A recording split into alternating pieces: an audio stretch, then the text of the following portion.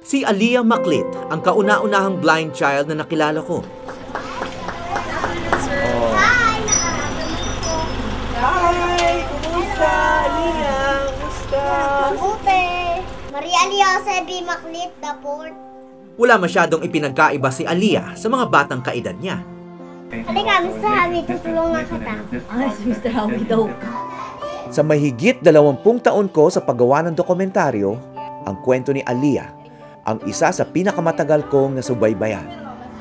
Pagkatapos ng una naming tagpo noong 2007, binalikan ko siya noong taong 2011. 9 na taong gulang na siya at nasa grade 2. Kumusta na? Okay lang po. Ang tagal kita hinintay. Oo. Matagal natin di nagkita eh. Noong ko nakitang natupad sa wakas ang hiling ng kanyang namayapang ina na makapag-aral si Aliyah sa regular na paaralan. 4 na taon na naman ang dumaan. Muli kami nagkita ni Aliyah. It's PE time! It's PE time! Grade 6 na siya rito. Kayang makipagsabayan sa kanyang mga kaklase. Honor student pa rin. Kilala namin si Aliyah. Aliyah, si Mr. Sajid Imaw. Nakilala ni Aliyah ang tanyag na eskultor na si Sajid Imaw na may kapansanan din sa paningin at itinuturing ng legally blind. Nagkaroon si Aliyah ng bagong pananaw sa sining. Sa gawang to nakikita ko kasi yung simplicity niya. Noong 2014, naging bahagi rin siya ng dokumentaryo ko tungkol sa aking kaibigan at cameraman na si Egay Navarro na pumanaw na. Si Egay ang kasama kong masaksihan ang paglaki ni Aliyah. Kuya Egay, marami po salamat sa maikling pagkakataon na nakilala ko po kayo. Huwag niyo po akong kalimutang ihay dyan kay Mama sa Heaven. Halika na. Sa aming dokumentaryong Blind Child noong taong 2007, 7 taong gulang pa lang ang kambal. Mahiyain noon si Joshua at nagtago pa nang kami ay dumating. O sige, mag-aaral tayo. Pero si Jerome, bibo na noon pa man. Alam mo na kung nasaan ka ngayon? Dito sa Alabang. Parehong hindi nakakakita ang kambal. Premature o kulang pa sa buwan nang sila'y ipanganak. Hindi pa buo noon ang kanilang retina na importanteng bahagi ng ating mata. Anong pangalan mo? Howie. Mahiyain si Joshua pero si Jerome nagpresente pang magpa-interview. Pero siya raw ang magtatanong. Anong trabaho mo? Nagtatrabaho ko sa TV. Sa TV. Oo, nag-i-interview ako ng mga iba't ibang tao. Ever since birth nila, hindi ko pa alam sila na blind. Talagang sabi ko, kahit anong mangyari sa kanila, basta mabuhay lang sila. Kasi, as in, parang mamamatay na sila nung una eh. Nung naka-incubator, nakita ko sila sa incubator. Hi! This is Jerome, this is Mr. Hawi. Hi, Howie. Kumusta? Taong 2011, muli kong binalikan ang kambal. Hi, Jerome. Ang lalaki nyo na. Mga binata na.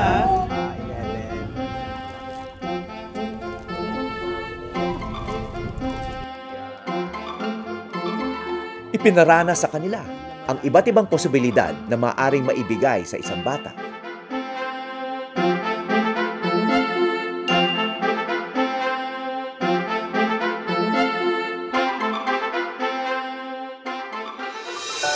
Mula noon, iningganyo na raw ni Mami Annette ang mga anak na subukan pa ang maraming bagay, lalo na ang sports.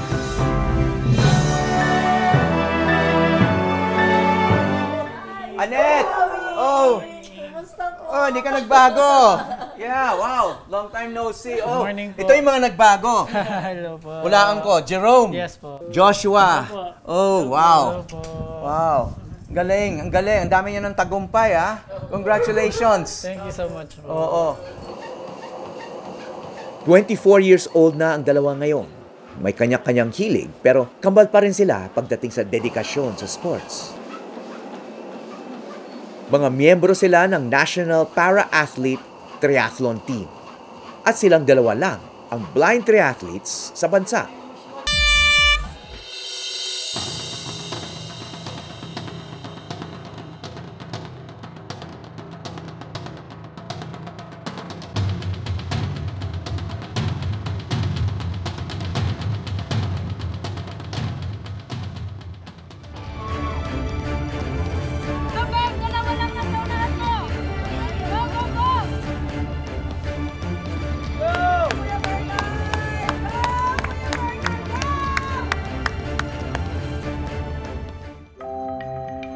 Hindi lang tagumpay ang naghihintay sa finish line.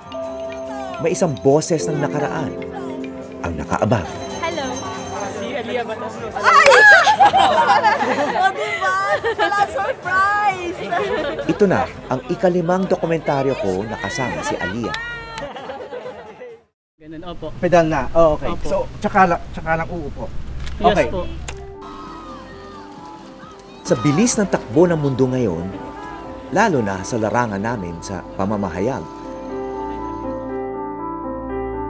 bihira ang naibigay sa aming pagkakataon.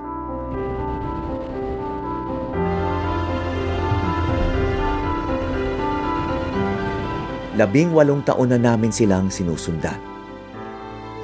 Ipinakikita ang pagbabago hindi lang sa mga bata, kundi sa lipunan na nag-aaruga at nagkukulang pa rin sa mga katulad nila. Pati ako, makikita rin ang pagtanda. Noong una ko silang nakilala, inisip ko talaga kung anong magiging kapalaran nila. Hindi ko naman inaasahan na ilang beses ko silang mababalikan. Ngayon, may mga malinaw na aral. Kung anuman ang binigay na hamon sa iyo, maaring magtagumpay. Basta may nagmamahal na magulang. At may nagmamalasakit na tumulong. Lahat naman tayo may mapaghuhugutan ng lakas kung sisikapin. Ang hindi ko lang inaasahan noon, lalaki sila at pagdating ng araw, magbibigay din sila ng lakas sa akin. Sa dami ng sorpresa ng buhay, mukhang malayo pa ang finish line. Abangan ang susunod na kabanata.